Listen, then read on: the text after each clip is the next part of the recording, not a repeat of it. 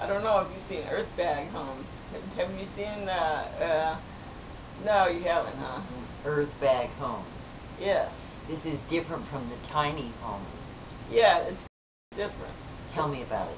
Well, you can take earth bags is what they call them. They make like you can sandbags or let's say leftover 40-pound dog food bags. I mean, basically they're the same type of bags. The big poly bags that have the woven material in them, so they have some strength to them, and you can fill them up with a mixture of different things. You can use them for different. Either you can build a whole structure out of them, or you can use them as infill, depending on what you fill them with. It's similar to adobe. It's a type of super adobe, so you don't have to actually make the blocks. You just put in like a little cement with them, and then you mix like earth or the right kind of sand or whatever. Right. And you mix a little bit of cement in there to stabilize it, and then you can use them. You just pile them on top of each other like as in a brick, you know, one course, and then another course would be overlapping the other seams. And you tap them down as they go. And you can build houses. People are building houses and domes and all kinds of far out stuff out of it. So, you know, there's all these alternatives. I mean, I really like the high-tech stuff. But in these economic times, until we can get to the new economy, there are lots of ways to use what we've already got. Now, I'm a big believer, and my cupboards will tell you, that whenever I buy a jar of yogurt or a can of peanut butter or blah blah blah, I always save the container that it came in. Even the bags, even the plastic bags. Sometimes, you know, if they're clean, I see a use for them, and I store them away just in case. And a lot of the times, the plastic tubs that I've kept from some ice cream purchases and yogurt purchases hold other stuff that I need to store. Right. So I always, you know, and besides which, I never like to throw this stuff in the trash, because where is that going? That's going into a landfill that's completely overfilled at this time. And so we need to cut down on the stuff that we have purchased. Either, you know, I keep my spaghetti jars, I wash them out thoroughly, I use them for storing bulk sugar and other items like flour and stuff like that. So any plastic tubs, I mean, I find uses for all those. A lot of the plastic tubs, I use them to grow plants in. So, you know. See? I mean, there's so much you can do with it. Unfortunately, there's so much packaging material, it's hard for one person to use it all. But it's good plants, because I'm really, you know, they're really, I use a lot of, you can use a lot of them that way. Exactly. Now, I saved a bunch of my coffee cans, because, you know, I go through coffee like crazy.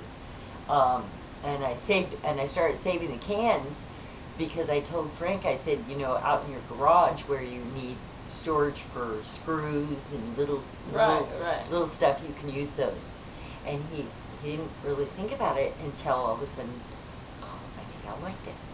And so he started using them. But how do you, he also started using them for potting, you know, for starting to grow bushes and trees. And is that okay? Because I noticed that the coffee can, when it gets wet, it can rust. Does that harm the plants that you're trying to start? If anybody knows about that, please. It's probably okay, you know, but I don't know. Send me a link. It might depend on some plants. I mean, but probably okay. It's probably okay. You know, you just have to replace them when they rust out. I think that, you know, I think that saving these containers that we're using, like plastic bags, plastic tubs, coffee cans, anything, I mean, anything. I mean, we get these big plastic jars of nuts, and I am definitely not throwing that big plastic jug away after the nuts are gone, because I found so many other uses Right. for these plastic jars and containers that it's ridiculous. Why would I want to throw them away? And then go to the store and buy the Ziploc containers. Right. That's ridiculous. I mean, after I've thrown like pounds of plastic away, I'm going to go to the store and buy pounds of plastic. That makes absolutely no sense. None.